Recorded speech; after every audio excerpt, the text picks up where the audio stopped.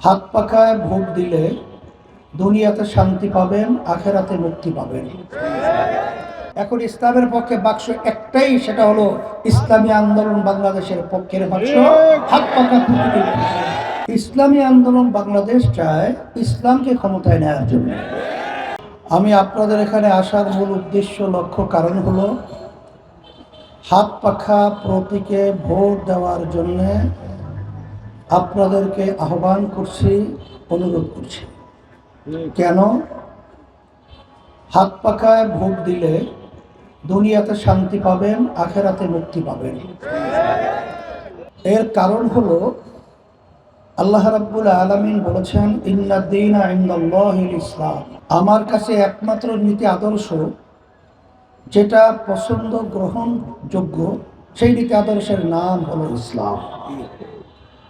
বাংলাদেশের ভিতরে যারা এখন নির্বাচনে লড়ছে, বিএনপি জোট বলেন, জামাত জোট বলেন, তারা কিন্তু ইসলামকে ক্ষমতায় নিতে চায় না।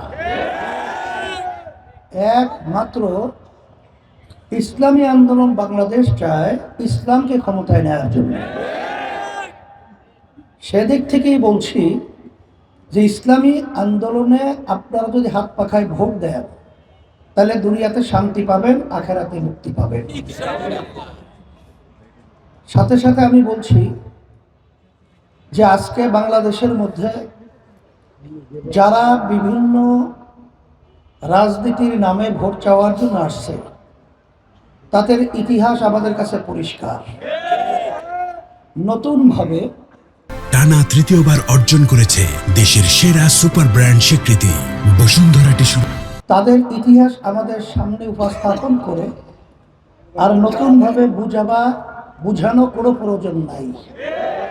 কিন্তু ইসলামী আন্দোলন বাংলাদেশ যেই নীতি আদর্শ নিয়ে এসছে, সেই নীতি আদর্শ আমরা বাংলাদেশের মানুষ, যদিও শতকরা প্রায় 92 জনের মতো বসবাস করি, কিন্তু এই নীতি আদর্শের শাসন আমরা দেখি নাই।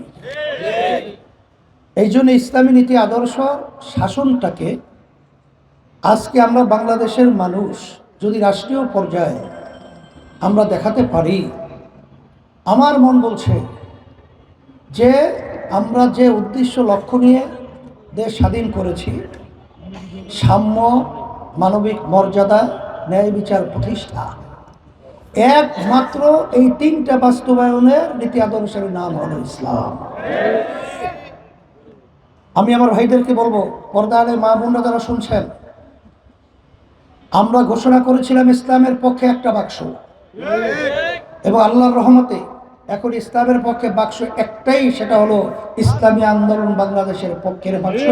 হাত পাখা প্রতীকে অনেক নেতাকর্মী রয়েছেন যারা এখনো স্বতঃস্ফূর্তভাবে আপনারা এখানে হাত পাখা প্রতীকের পক্ষে সমর্থন এবং ভোট দেওয়ার ব্যাপারে আপনারা এখনো সেভাবে নামেন নাই। আমি তাদেরকে অনুরোধ করব, সুলতান সাহেব কিন্তু ফ্যাক্ট না, এখানে কিন্তু ভোট গণনা হবে হাত পাখা। এখানে কিন্তু সুলতান খানের ভোট গণনা হবে না, এখানে জাতীয়ভাবে, আন্তর্জাতিকভাবে গণনা কিন্তু হবে হাত পাখার গণনা।